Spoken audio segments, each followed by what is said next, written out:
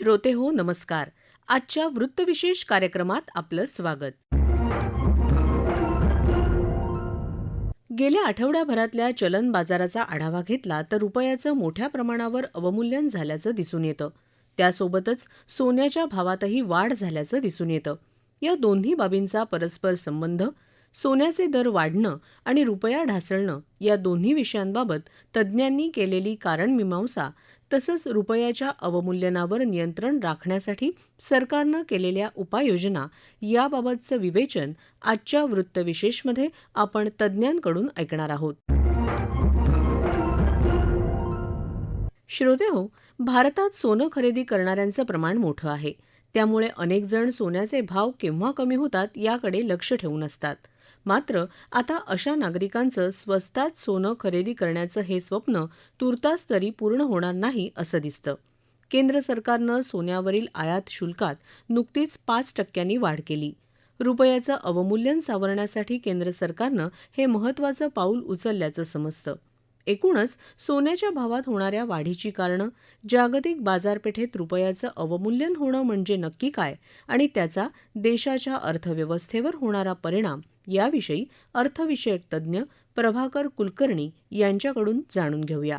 30 जून 2022 पासून भारत सरकारने सोन्यावरील आयात शुल्क 7.5% वरून 12.5% वाढविल्यामुळे त्याच्यामध्ये घसघशीत 5% आयात शुल्क वाढल्यामुळे आंतरराष्ट्रीय बाजारात रुपयाचे होत असलेल्या अवमूल्यनाने आपल्या देशात सोन्याचे दर प्रचंड वाढले आहेत. आयात शुल्क वाढविण्यामागे भारत सरकारचा उद्देश हा आहे की पेट्रोलियम उत्पादनांपासून सरकारला मिळणारे उत्पन्न कमी होत आहे आणि आपली चालू खात्यावरील तूट दिवसेदिवस वाढत आहे. या संकटाचा मुकाबला करण्यासाठी सोन्यावरील आयात शुल्क वाढवण्यात आले. त्यामुळे सोन्याचे दरही भारतामध्ये प्रचंड वाढलेले आहेत. आंतरराष्ट्रीय बाजारात भारतीय रुपयाचे अवमूल्यन होत आहे. याची कारणे पुढील प्रमाणे सांगता येतील. आंतरराष्ट्रीय व्यापारात भारताला चालू खात्यावर मोठी तूट दिवसेदिवस सहन करावी लागत आहे, कारण आपली आयात ही निर्यातीपेक्षा जास्त आहे. अमेरिकेतील फेड या प्रख्यात बँकेने त्यांचा दर 2-3 महिन्यापूर्वी 1% वाढवल्यामुळे परदेशी गुंतवणूकदार पण त्यांनी भारतीय बाजारात केलेली गुंतवणूक काढून घेत आहेत. याचा परिणाम आपल्या एकंदर शेअर मार्केटमध्ये पण होत आहे. दुसरं कारण म्हणजे आंतरराष्ट्रीय बाजारात तेलाच्या दरांमध्ये अजूनही पाहिजे तेवढी स्थिरता आलेली नाही. या सर्व गोष्टींचा परिणाम देशाच्या अर्थव्यवस्थेवर विपरीतपणे होत आहे. आज जरी निर्यातदारांना रुपयाच्या अवमूल्यनापासून फायदा होत आहे, तरी जोपर्यंत भारताची निर्यात आयातीपेक्षा वाढत नाही तोपर्यंत आणि देशाला चालू खात्यावरील तूट भरून काढता येत नाही तोपर्यंत देशाच्या अर्थव्यवस्थेवर एकूण परिणाम समाधानकारक असणार नाही. जे निर्यातदार त्यांनी उत्पादन केलेल्या वस्तूंमध्ये परदेशातून आयात केलेला कच्चा माल वापरतात त्यांना रुपयाच्या अवमूल्यनामुळे मोठा फटका बसत आहे. सध्या भारतामध्ये आपण उत्पादन करून निर्यात करणाऱ्या वस्तूंमध्ये म्हणजे मुख्य म्हणजे मौल्यवान ज्या गोष्टी आहेत, जे आहेत समजा चिप्स आहेत किंवा इलेक्ट्रॉनिक गुड्स आहेत किंवा कार्स आहेत, याच्यामध्ये आपण प्रचंड प्रमाणात अजूनही कच्चा माल तसेच स्पेअर पार्ट्स हे आपण दुसऱ्या देशांमधून आयात करतो आणि जसं रुपयाचं अवमूल्यन होतं त्याप्रमाणे त्यांची किंमत वाढत जाते आणि त्यामुळे देशाला फटका बसत आहे. मौल्यवान वस्तूंच्या उत्पादनामध्ये रुपयाच्या अवमूल्यनाचा जास्त फटका भविष्यात पण देशाला बसू शकेल जोपर्यंत आपली निर्यात वाढत नाही आणि ती आयातीपेक्षा वाढत नाही. म्हणजे करंट अकाउंट मध्ये होणारी तूट जोपर्यंत कमी होत नाही तोपर्यंत आपल्याला रुपयाचं अवमूल्यन थांबवणं शक्य होणार नाही. या सगळ्याचा विचार करून मला वाटतं भारत सरकारने ज्या काही निर्यातदारांकरता काही सोयी आणि त्यांनी जे इन्सेंटिव्ह दिलेले आहेत त्याचा उपयोग करावा आणि निर्यात वाढवावी हे माझं मत आहे. रुपयाच्या अवमूल्यनामुळे देशातील सोन्याचे भाव 2,000 प्रति 10 ग्रॅम 2,500 ने वाढून ते रुपये 52,000 पर्यंत जाण्याची शक्यता आहे. सोन्यावर असलेला आयात शुल्क टोटली 10.45 वरून 16.15 त्याच्यामध्ये सगळे उपकर धरून असेल. भारताने 2020-21 मध्ये 1,067.72 टन सोन्याची आयात केली होती. त्याची किंमत $20.7 बिलियन अशी आहे आणि ही आयात जी आहे 2020 मध्ये फक्त 420.11 टन होती. म्हणजेच सोन्याच्या आयातीचा खर्च जवळजवळ भारतामध्ये दुपटीने वाढलेला आहे. 2019 मध्ये सोन्याची आयात 836.38 टन होती. ती आता 67.66% वाढून ती 1067.72 टन झाली आहे. भारताचा नंबर सोने आयातीमध्ये जगात दुसरा आहे. चीन नंतर भारताचा नंबर लागतो. जगामध्ये सोन्याची मागणी 2021 मध्ये 797.3 टन होती, जी 2020 पेक्षा 78% वाढलेली आहे. याचे कारण कोरोना महामारीनंतर जगातील अनेक देशांच्या अर्थव्यवस्थेमध्ये दिवसेदिवस सुधारणा होत आहे आणि जे ग्राहक आहेत त्यांची क्रयशक्ती वाढत आहे. सोन्याच्या भावामध्ये होणारी वाढ याची प्रामुख्याने 2 कारणे आहेत. त्यातील एक म्हणजे वाढत असलेला चलन फुगवटा आणि दुसरं म्हणजे 2021 मध्ये होणारी व्याजदरामध्ये वाढ. आंतरराष्ट्रीय बाजारात 2021 मध्ये सोन्याचा भाव $1,799 प्रति औंस होता. तो 2020 पेक्षा 2% जास्त होता. याच्यावरून आपल्याला कळून येतं की आंतरराष्ट्रीय बाजारात किंवा भारतामध्ये तसंच सोन्याचं महत्व दिवसेदिवस वाढत आहे. कारण प्रत्येक सेंट्रल बँकेना त्यांचा जो काही बॅलन्स जो असतो CRR, SLR मध्ये सोन्याचं डिपॉझिट त्यांना दाखवावं लागतं. म्हणजे ज्याला गिल्ट एजेड सिक्युरिटी आणि गोल्ड बार त्याच्या असतात. तर या सगळ्यांचा विचार करून सोन्याच्या भावावर भारतामध्ये नियंत्रण येणं भविष्यात लगेच शक्य होणार नाही आणि ते दिवसेदिवस वाढत जाणार. श्रोतेहो, रुपयाच्या अवमूल्यनावर नियंत्रण मिळवण्यासाठी सरकारनं इतरही अनेक उपाययोजना केल्या आहेत. त्यातलाच एक उपाय म्हणजे सोन्यावरील आयात शुल्क वाढ. कोणत्याही देशाची आर्थिक प्रगती साधण्यासाठी त्या देशाच्या निर्यातीचा दर हा आयातीच्या दरापेक्षा अधिक असणं आवश्यक असतं. मात्र जर आयातीचं प्रमाण वाढलं तर त्यावर मोठ्या प्रमाणावर परकीय चलन खर्च करावं लागतं. अशा मोठ्या प्रमाणावर केल्या जाणाऱ्या आयातीला आळा घालण्यासाठी आयात केल्या जाणाऱ्या वस्तूंवर सरकारकडून आयात कर लावला जातो किंवा त्यात वाढ केली जाते.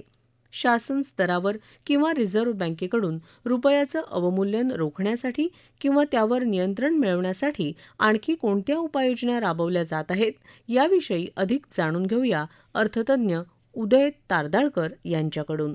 जागतिक अर्थव्यवस्था सध्या अनिश्चिततेच्या काळातून जात आहे. अर्थात त्याचं प्रमुख कारण म्हणजे रशिया आणि युक्रेन युद्धामुळे झालेली परिस्थिती.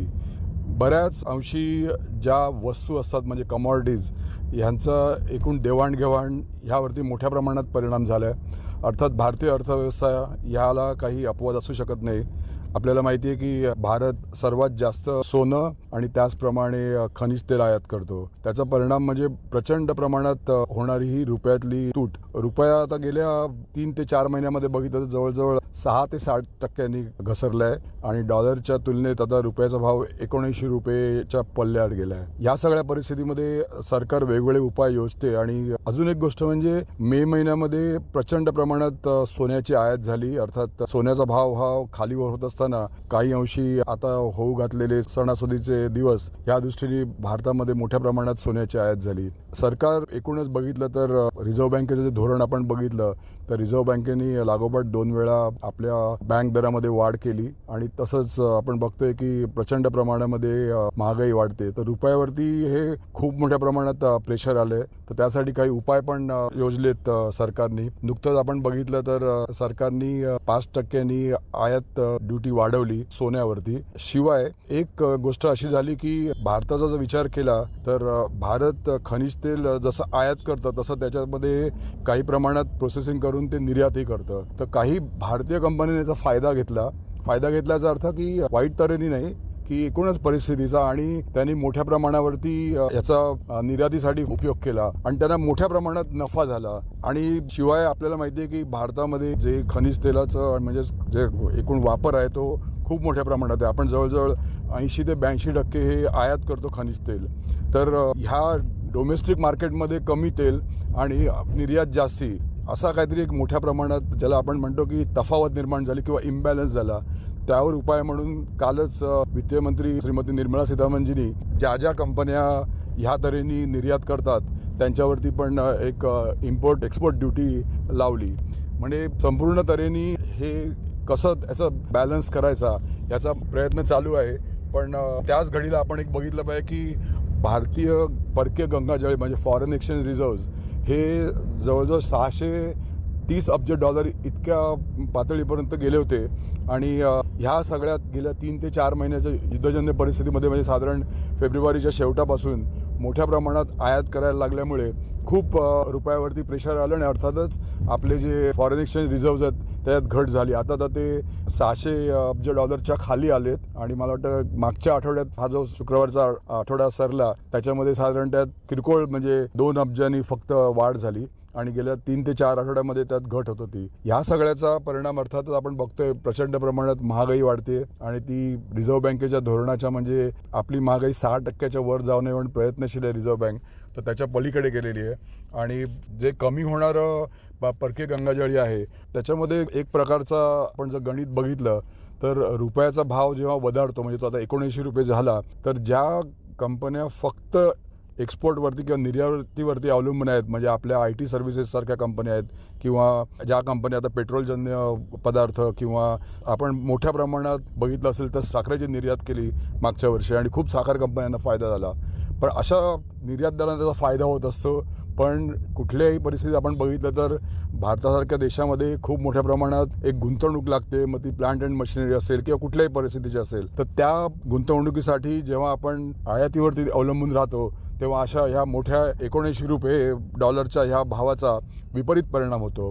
आणि सरकारला आणि रिझर्व्ह बँकेला अर्थात दोन्ही घटकांना ह्या परिस्थितीतून मार्ग काढून एक आपली कोरोनाच्या काळामध्ये जी घट झाली होती आपल्या विकास दराची ती कशी वाढवावी आणि महागाई नियंत्रण कसं करावं अशा 2 परिस्थितीमध्ये रुपयाचा भाव हा नक्की किती ठेवावा. कारण वेळोवेळी आपल्याला माहिती आहे की रिझर्व्ह बँक जेव्हा जेव्हा रुपयाच्या भावामध्ये डॉलरच्या भावामध्ये ज्याला आपण व्होलेटॅलिटी म्हणतो अशा तऱ्हेची झाली तर ती मोठ्या प्रमाणात त्याच्यामध्ये रिझर्व्ह बँक आपली इंटरव्हेन्शन करत असते आणि त्या प्रमाणात डॉलर ती विकते किंवा घेते आणि एकूणच ह्या सगळ्या परिस्थितीमध्ये काबू ठेवण्याचा प्रयत्न हा चालू असतो. पण सध्या जे मोठ्या प्रमाणावर रुपयावरती जे प्रेशर आलेलं आहे त्यातून दीर्घ पल्ल्याचा जर आपण मार्ग बघितला तर आत्मनिर्भर होणं याशिवाय कुठलाही उपाय नाही. आणि त्या दृष्टीने मला वाटतं सरकार उपाय योजते की मोठ्या प्रमाणात आपण आता संरक्षण क्षेत्र असेल किंवा लघु उद्योग असतील यांना जास्तीत जास्त प्रमाणात आपण आत्मनिर्भर म्हणजेच भारतातच उत्पादन करण्यासाठी आपण प्रोत्साहित करत आहोत.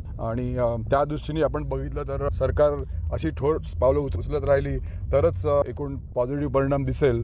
आणि सर्वात मोठं म्हणजे की सरकार किती प्रयत्न करून मोठ्या प्रमाणात एकतर खनिज तेलाचा म्हणजे पेट्रोलचा साठा तरी ठेवेल जेव्हा भाव कमी असतो किंवा ह्या देशामध्ये अशी काही परिस्थिती निर्माण करेल की पेट्रोल शिवाय म्हणजे आपण आता बोलतो ग्रीन एनर्जीची एक मोठ्या प्रमाणात आपल्याकडे हे चालू आहे. शिवाय ग्रीन एनर्जी शिवाय आपण असं पण बघतो की सोलर एनर्जीवरती पण आपण अवलंबून राहू शकतो का. त्यामुळे पेट्रोलवरचा अवलंबूनता कमी करून म्हणजे जेणेकरून आपले आयात कमी होईल असे काहीतरी प्रयत्न भारताला दीर्घ पल्ल्यासाठी करावे लागतील. श्रोतेहो, एकूणच काय अर्थव्यवस्थेचा तोल सांभाळण्यासाठीच सरकारचे हे सारे प्रयत्न आहेत. श्रोतेहो, याबरोबरच आजचा वृत्तविशेष हा कार्यक्रम संपला. हा कार्यक्रम आकाशवाणी मुंबईच्या प्रादेशिक वृत्त विभागानं सादर केला. संपादन आणि सादरकर्त्या सरस्वती कुवळेकर, निर्मिती सहाय्य गुरुनाथ तेरवणकर, लेखन आणि समन्वय रवींद्र लोखंडे, निवेदन भक्ती सोनटक्के.